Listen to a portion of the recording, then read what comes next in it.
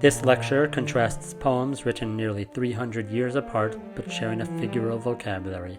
What Lips My Lips Have Kissed by Edna St. Vincent Millay of the early 20th century, written 1920, and Sonnet 73, That Time of Year Thou Mayst Me Behold by Shakespeare of the late 16th century, here seen in the 1609 quarto. Both poems portray trees, aging lovers, the boughs or the branches of trees, bereft of birds and leaves, as day grows to its end and life nears death.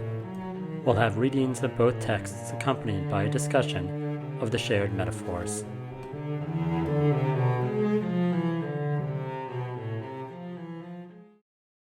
What lips my lips have kissed, and where and why, I have forgotten.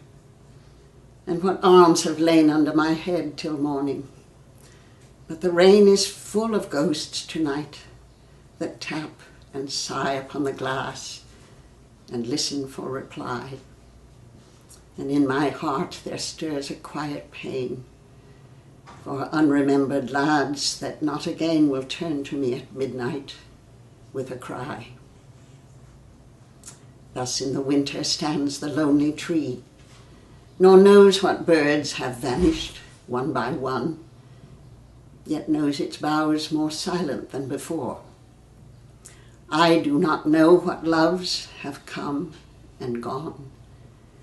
I only know that summer sang in me a little while, that in me sings no more.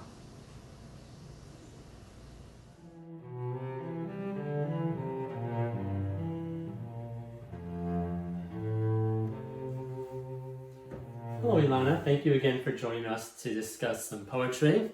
Today we're talking about two poems, What Lips My Lips Have Kissed and Where and Why by the American poet Edna St. Vincent Millay. And then we'll contrast that with Sonnet 73, That Time of Year Thou Mayst in Me Behold by Shakespeare. Let's talk first about the Edna St. Vincent Millay sonnet. So I think this is a poem about loneliness, but it's a poem about the loneliness that comes after you've known companionship, togetherness, love. Not the loneliness that comes before when you're sort of wondering what will it be like to fall in love. No, this is after, when everyone's left and you're all alone and you're remembering what it was like when you weren't alone. So the poem begins with this recollection of all the people she's been with in the past, but she doesn't speak about, she speaks more beautifully than that. She speaks about her lips.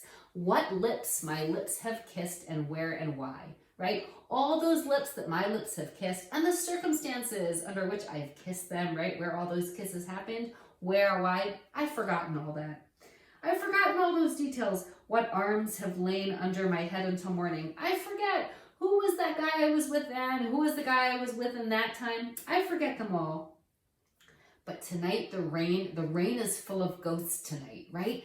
But I'm haunted. I'm haunted by the specters, by the ghosts of all those people who were once, not all at the same time, obviously, but who were my companions. And the ghosts tap and sigh upon the glass. They won't leave me alone. I can't just go to sleep. They're keeping me awake. They're calling out for my attention. And listen for reply. They want me to answer. They want to hear me. They want to know what I have to say. And in my heart, there stirs a quiet pain, right? And much as I want to just be done with all of them, right? I want to just go to sleep, right? And I want to just be done with it, right? It's nighttime. She's lying down. The wind is rapping on her door. She just wants to be done with all of it. But she can't because she feels this pain in her heart, this quiet pain, right? In contrast to the tapping on the windows, the pain inside her has no voice. Quiet pain for unremembered lads, right? All those, what lips my lips have kissed, all those lads she has forgotten, right? She does not remember that not again will turn to me at midnight with a cry, right? Those lads, all those boys, all those guys, they're not going to turn to her at midnight. They're not lying beside her. Her bed is empty.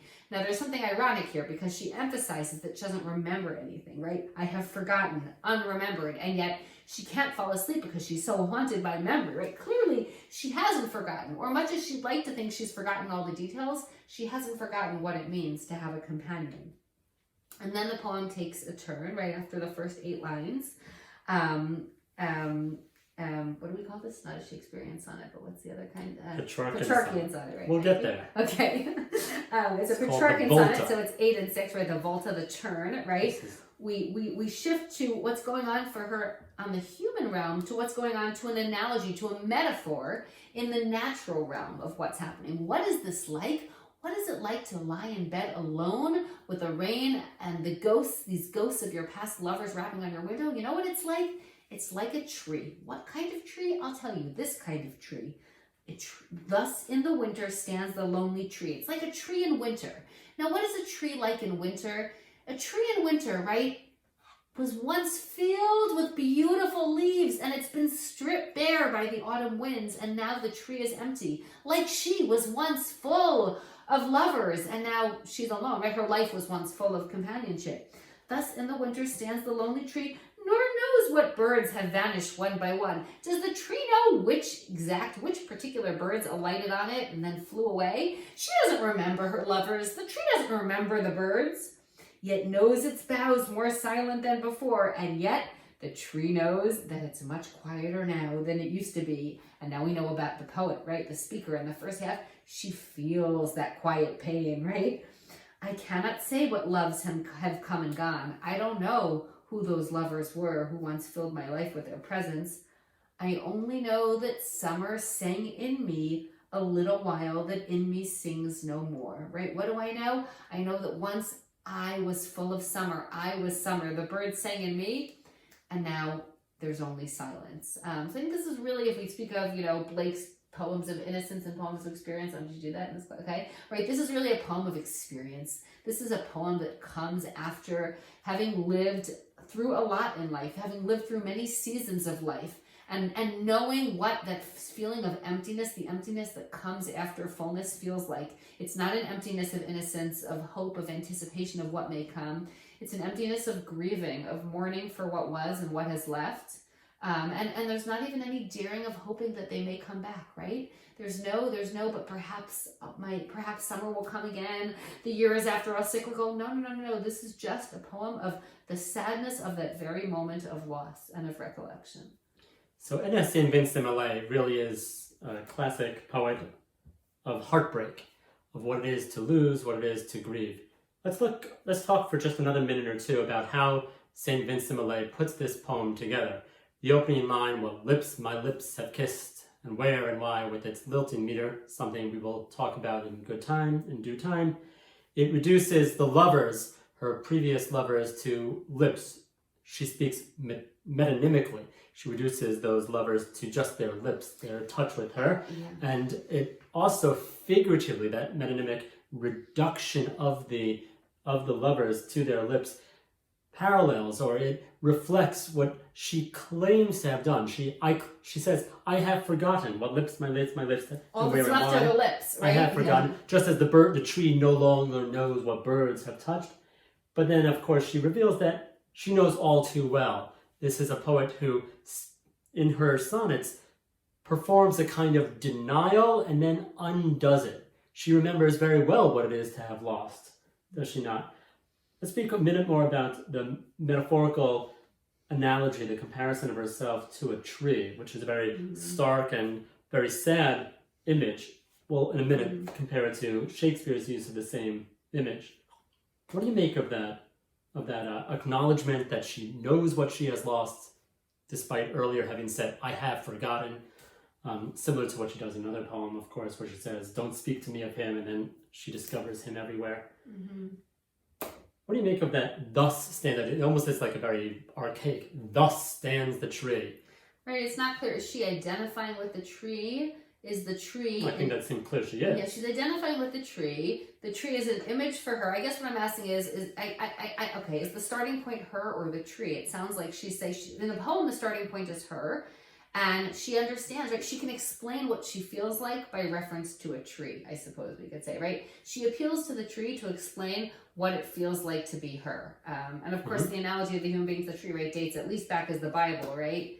Ki hadam etz hasadeh, right, in the stories of battle, that the human being is like a tree in the field. So that's a very and physically, right? We have arms, trees have boughs, right? Those that those images are very clear.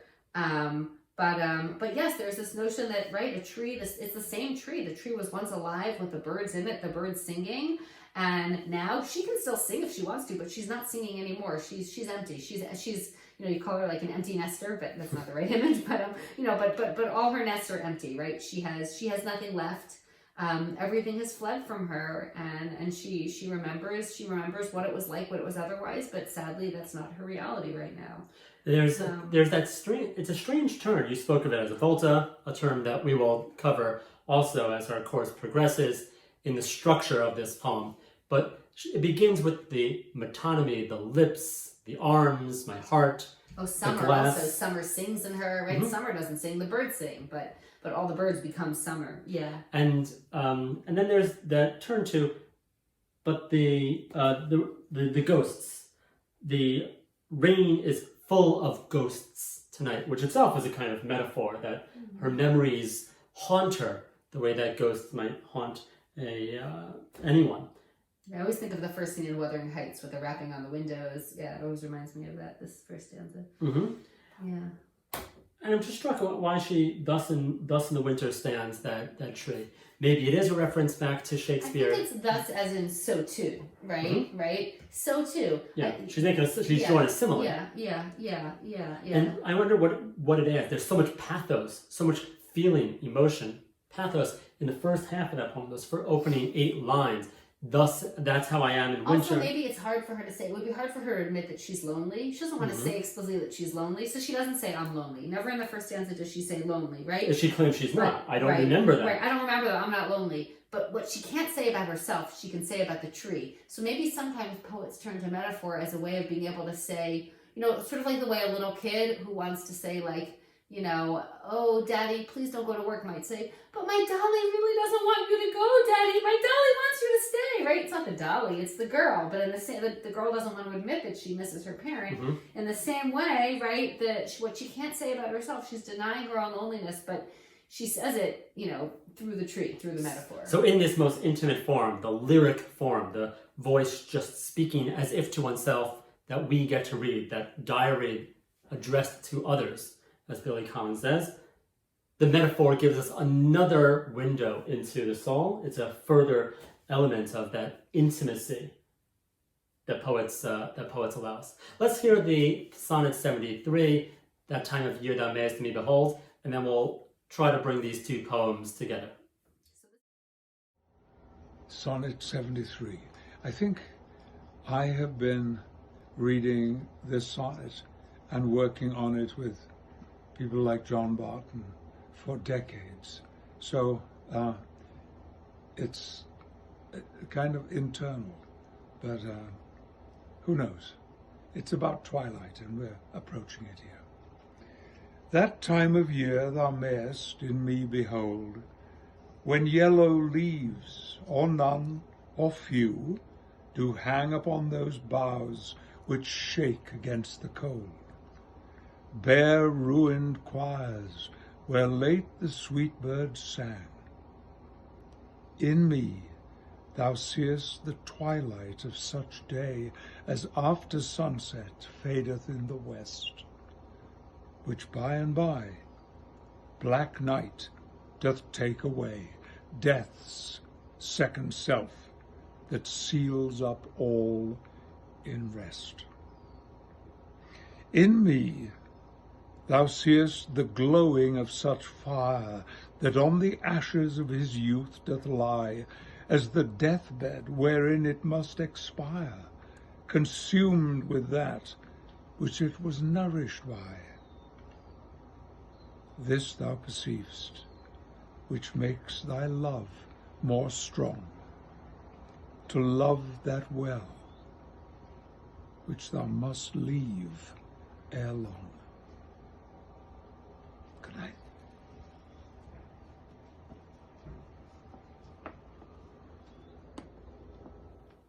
This poem, Sonnet 73 by Shakespeare, is more obviously about aging and the experience of loving or being a lover in the midst of aging.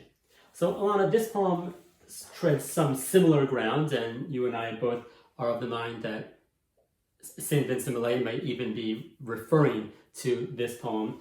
It uses many of the same metaphors. We can just list them. There's the tree. There's the yellow, okay. The leaves, the exfoliation, right.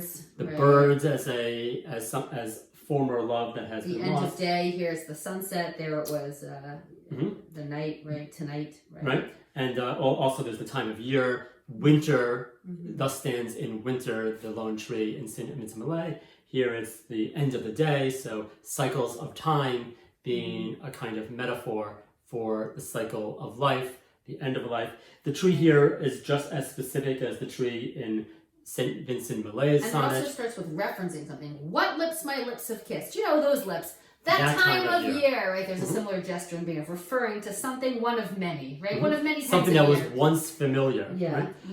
And the tree. What I mean by that is specific, not just in the birds that once sat on it, but also that it is a stripped tree, a bare tree, and one where it has branches, the boughs. That strange word, boughs, Boughgh, appears in both poems, both sonnets, very compact poems, making it a very close connection between the two. And yet, there are vast differences between these poems and how they consider age and how it affects someone with great loves.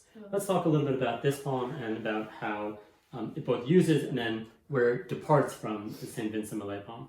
Well, as you said, the imagery is very similar, and also the collapsing of the natural onto the human realm, right? Like in Edna St. Millay's poem, it really happens at that turn, at that volta, where we moved on to "Thus in the winter stands the lonely tree." Here it happens from the very beginning. That time of year thou mayest in me behold. There's a time of year, there's something seasonal that you can see in my body, right? Like this is, in a way, this is the winter of the poet's life, right? This is the winter of life. But whereas with Edna St. Vincent Millay, you kind of want to read the poem and say to her, like, don't worry, there will be other guys, like, summer's gonna come again, the trees are gonna be filled with birds again, you'll get over it, don't worry, right? You kind of want to pat her on the back. You don't do that with Shakespeare's poem, because this is a poem about the end of life, not the end of love, or the end of life and the end of love, but not just the end of love. The end of love and the poet seems to be dying, right? And references death explicitly. And the sunset that's fading in the west is also the sunset of the soul, right? The twilight of the day, the twilight of life, the afterglow of the fire. Right, in me thou seest the twilight of such a day, right? That's the second in me, that time of me thou mayest in me. You'll see the time of day in me. You'll see the time of year in me. You'll see the time of day in me, right? I'm the winter of the year, and I'm the twilight of the day, right? My life is ending, and but I want to just pause on something that you said, very resonant, Ilana, in that you want the St. Vincent Millay sonnet almost makes us want to reach out and somehow encourage her, maybe falsely or perhaps authentically, say there will be some other recompense for age, maybe some other lads, perhaps or perhaps not. In here, there is no urge to reach out to the speaker, since the speaker in Shakespeare's Sonnet 73 is reaching out to someone else. The entire text is addressed to someone, and it's from the very beginning. The time of year, thou, meaning you, see in me.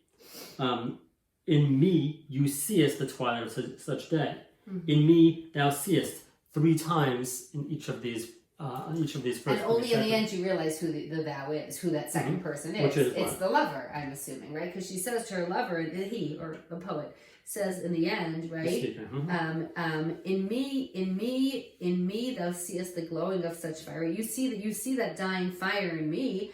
But you see me aging. You see me aging, and that you love me nonetheless. And not only do you love me nonetheless, you love me even more because, right, it makes your love even stronger. Read the last 2 lines.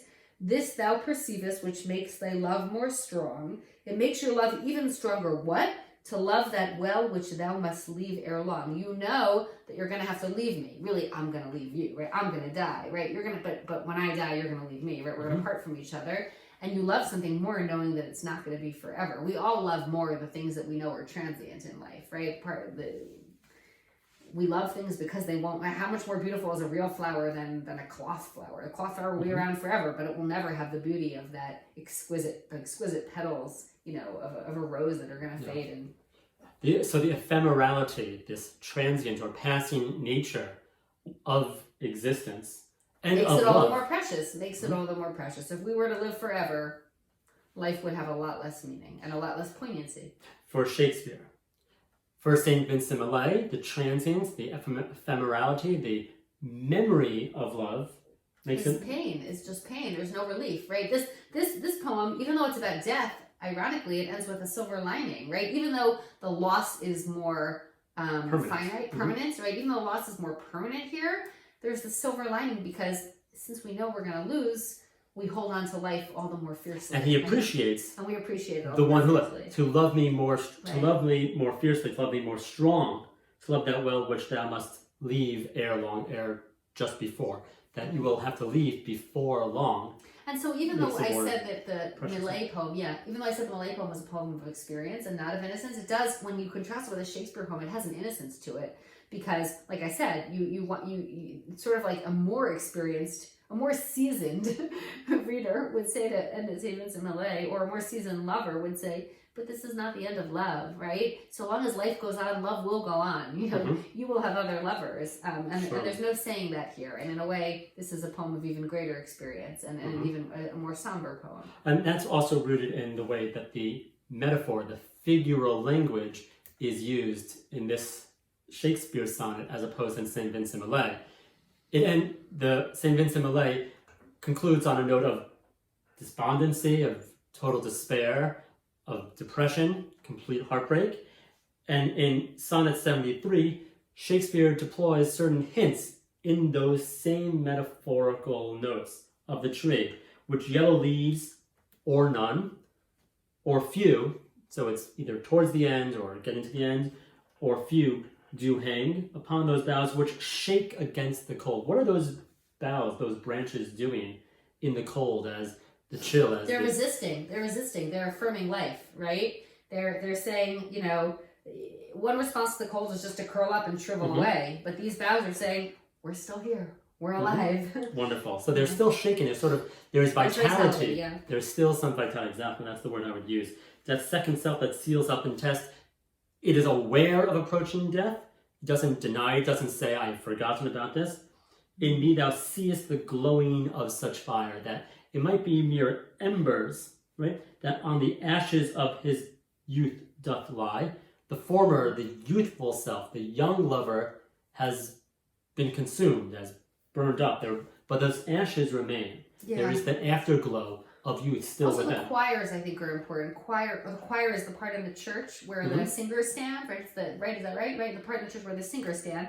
So Shakespeare is analogizing, right? The birds used to be, right? The boughs are like bare ruined choirs. They're like the parts in the church where the singers were are now empty, right? So it's again conflating the natural and the human. The human singers are now the birds.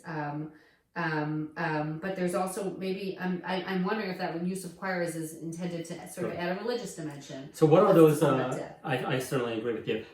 Those birds in the St. Vincent Millay poem, and you can go back and look at it, are lovers. Are the lost lovers whose arms she can barely recall, whose names she has forgotten. And here the birds are just all aspects of life. I don't think it's necessarily birds seem to be youth. Birds are youth, yeah. The song of youth once sang, or late sang, not too long ago. Yeah. Okay. Anything else you want to share about this text and about the differences of these shared metaphors? About that time of year and those lips. There's something very visceral, very emotional about not the metaphorical side, not the thus stands the choir in St. Vincent Millay, but about talking about those parts of the body, the arms, the lips, those lads. And trying to sort of establish some sort of kinship with the reader, like, you know what this is like. Those lips, the lips my lips have kissed, or you know that time of year. Like, we all know what we're talking about. They're both writing about something that's common, universal, common to all almost human experience. Inevitable for anybody who is lucky to live long enough. But Shakespeare cloaks it all in metaphor, as is his practice in the sonnets and in much of his poetic writing in the plays and the dramas, to get to that universal emotional element of human experience one has to traverse through the poetic language. His persona is much more cloaked in figural language, which reveals a great deal, but requires more work from the reader. Okay, thanks, Alana. Thank you.